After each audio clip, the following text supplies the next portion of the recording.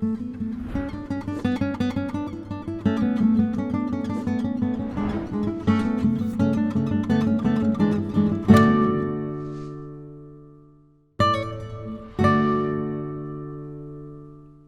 seminarians and students of theology, knowing that you all are preparing for a life of service to the Church, I wanted today to remind you of a very simple truth.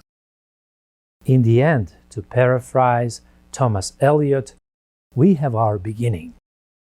It is the future that determines our past. Truth is not found in that which is self-evident, for that which appears to be self-evident now, in the present, is not in reality so.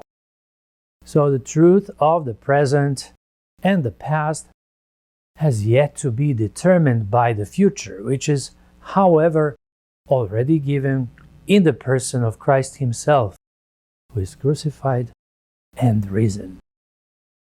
Long before Gadamer, St. Paul introduced the future as a hermeneutical tool for historical events, saying that if the dead are not raised, then Christ has not been raised.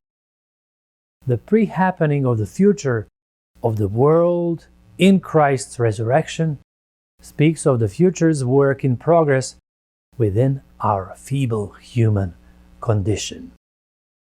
So for us, the future has such an ontological significance that somehow it acquires substance. That's why Jesus said, "When you have lifted up the Son of Man, then you will know that I am He." Also, the future can be anticipated, thus becoming part of our memory.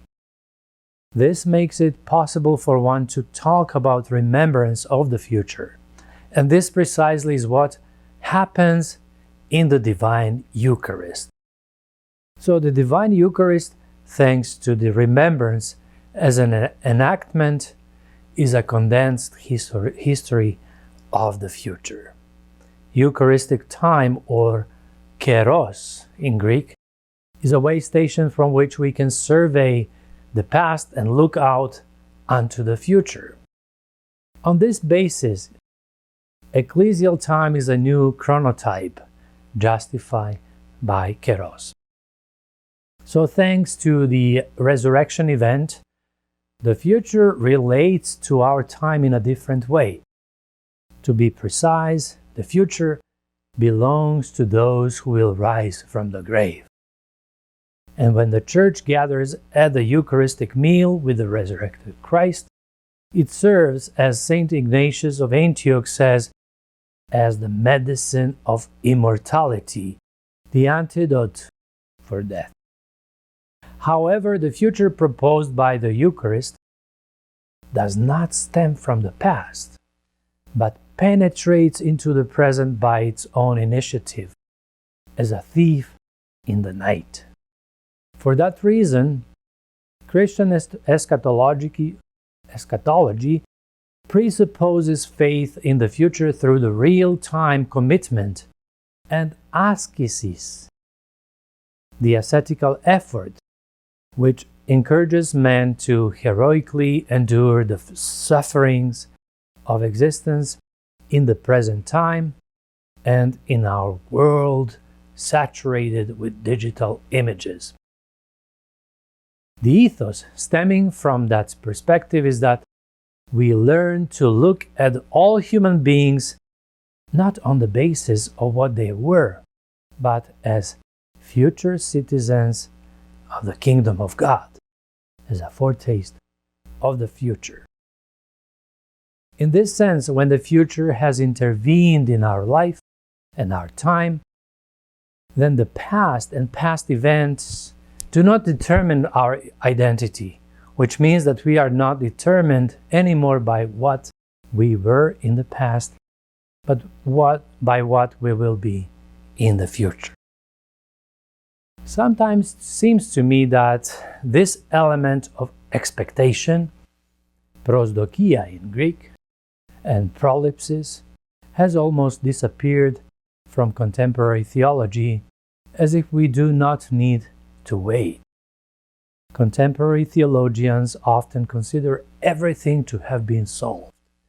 Even in the Orthodox milieu, people tend to take it for granted that the saints are fine now. But we should not be satisfied with seeing a saint merely as a relic, but should also desire to see him alive, which again leads us to the future. Everything in the Church points to the future. An Orthodox icon, while respecting history, always points to the future state of the saint. Without its referring to the future state, every image is forgotten, becomes the past, and expires, as we see with our digital images. But great art is not appreciated immediately, because it reveals something true. It is only in the future that its truth is confirmed and proved. The same is valid for many other things. Christopher Columbus traveled without knowing where he was heading, and returned home without knowing where he had been. Only the future confirmed the truth about his voyage. St. Paul advises that we should be forgetting those things which are behind and reaching forth unto those things which are before, ahead of us. In that perspective, nothing will be self-evident. You who are preparing for a life of service to the Church know that theology is never simply about self-evident things, not merely a preservation or repetition of that which we wrongly assume to be so. Only for those who live in the realm of the truth, repetition is surprise, according to an Athonite elder. Again, in the end, to paraphrase Thomas Eliot, we have our beginning. I wish that your entire lives and life may be a sign of resurrectional victory. Christ is risen. Christos anest.